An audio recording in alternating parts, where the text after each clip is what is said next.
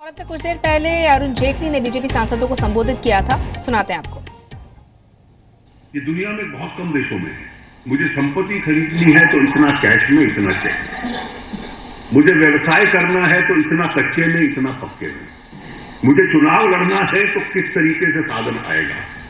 School के teacher को वेतन मिलेगा तो कितना कैश में जाएगा और वापस मिलेगा।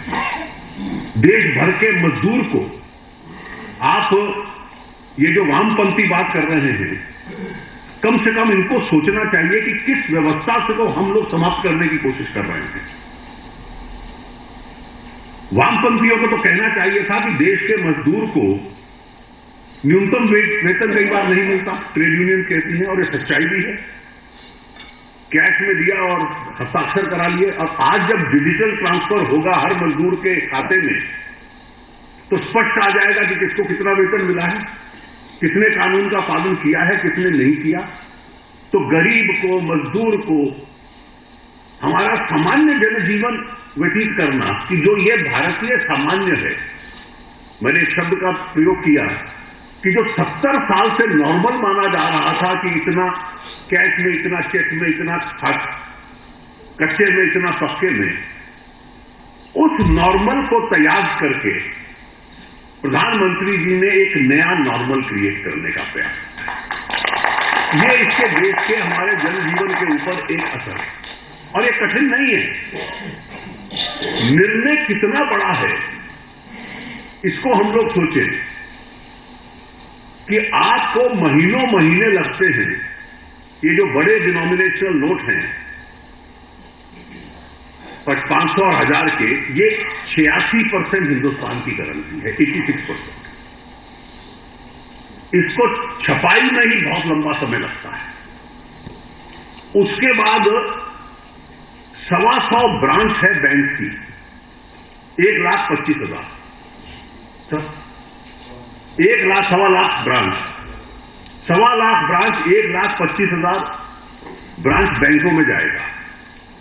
ग्रामीण क्षेत्रों में जाने के लिए 1,25,000 कॉरेस्पॉन्डेंट्स हैं, जिनमें से 86,000 सक्रिय हैं, उनके पास जाएगा। 1,30,000 पोस्ट ऑफिस पे जाएगा, फिर एटीएम पे जाएगा। और एटीएम आप 8 तारीख से पहले नहीं कर सकते थे, क्योंकि एटीएम की टेक्नोलॉजी ऐसी है कि उसमें बात लीक हो जाती थी अगर पहले उसको करते। तो हर एटीएम बदलने में 4 घंटे लगते हैं, 2 लाख एटीएम हैं। तो 5-6 लाख डिस्ट्रीब्यूशन पॉइंट्स पे करेंसी छपना, महीनों महीने तक छपना, 5-6 लाख डिस्ट्रीब्यूशन पॉइंट्स तक पहुंचना, और जिस दिन आपने निर्णय किया अगले दिन से वैकल्पिक करेंसी डिस्ट्रीब्यूशन में आ जाए और इसको गोपनीय रखना। इतने बड़े ऑपरेशन को मुझे तो समझ में नहीं आता कि कांग्रेस पार्टी के जो उपाध्यक्ष हैं बार बार बयान देते हैं कि मोदी जी अपने मंत्रियों से भी बात नहीं करते, वित्त मंत्री को भी नहीं मालूम था। फिर अगला वाक्य कहते हैं अपनी पार्टी को बता दिया था। तो अगर हम लोगों को ही मालूम नहीं था तो फिर पार्टी को कहां से मालूम था? मतलब इस तरह की आप कल्पना कीजिए कि इतना बड़ा ऑपरेशन और उसको सीक्रेट रखना, छपाई हो गई, डिस्ट्रीब्यूशन हो गया, डिस्ट्रीब्यूशन के लिए तैयार हो गया, केवल 24 घंटे का ब्रेक। इतना कठिन निर्णय और उसका कार्यान्वयन करना। और स्वाभाविक था कि जब करेंसी बदली जाएगी तो पहले कुछ दिन लाइन्स लगेंगी, धीरे धीरे कम होती गई। अब हमारा प्रयास है कि जैसे शहरी क्षेत्रों में थोड़ा सामान्य स्थिति बढ़ रही है, तो अगले कुछ दिन केवल ग्रामीण क्षेत्रों के ऊपर अधिक हमारा कंसंट्रेशन हो, क्योंकि रबी का सोइंग सीजन है। इसलिए तरह तरह से सरकार में उन डिटेल्स में नहीं जा रहा, किसानों तक मामला पहुंचे। कल रात को कुछ निर्णय हुए हैं जो आज सार्वजनिक कर दिए जाएंगे इस संबंध में। अब इसका पूरा आर्थिक अर्थ आप समझेंगे। हम क्या कहते थे कि भारत की अर्थव्यवस्था चल रही है, सरकार बहुत खर्चा कर रही है पब्लिक फाइनेंसेस का, विदेशी मुद्रा खूब आ रही है, लेकिन 2 तकलीफ भी थी।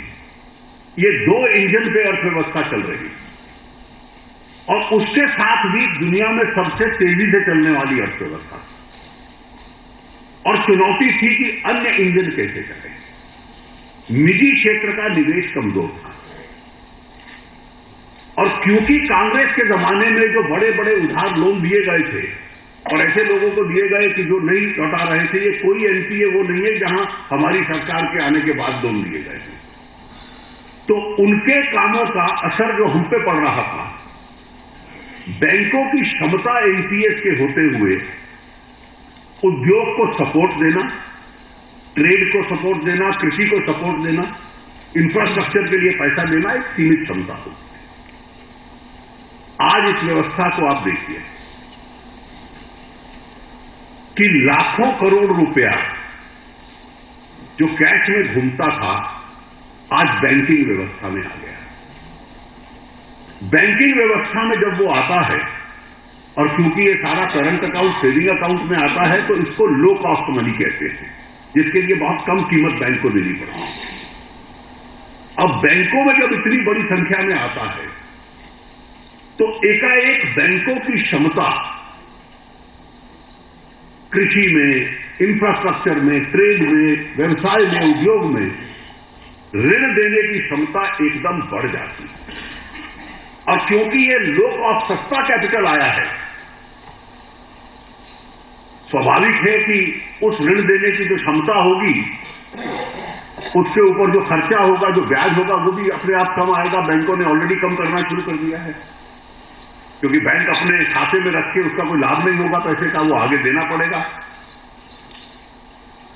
तो एक प्रकार से अर्थव्यवस्था में अन्य साधन चले जाएं, और जिसको हम कहते थे कि प्राइवेट सेक्टर इन्वेस्टमेंट और banking to support the economy, वो एकाएक बढ़ जाता है, ब्याज के ऊपर असर पड़ता है।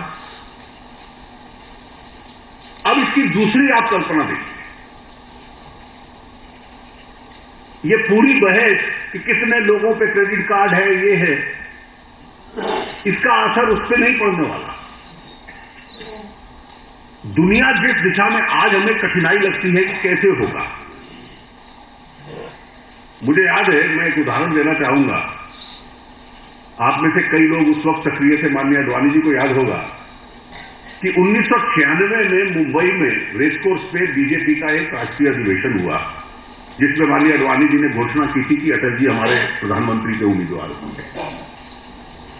हमने पहली बार पार्टी की तरफ से 7 मोबाइल फोन खरीदे थे, और अधिवेशन की खबर कम छपती थी, और मीडिया में यही खबर आती थी कि बीजेपी, देखिए लोग मोबाइल फोन इस्तेमाल करते हैं।